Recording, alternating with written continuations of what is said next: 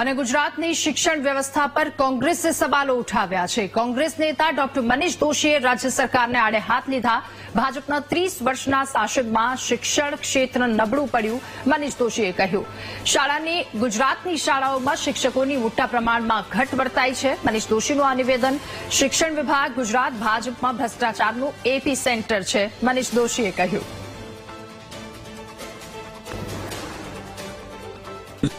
દસમા પછી 10 વિદ્યાર્થીમાંથી 7 વિદ્યાર્થીઓને અભ્યાસ છોડી દેવા માટે મજબૂર બને છે, એટલે કે 11મું 12મું માત્ર 3 વિદ્યાર્થી કરી શકે છે।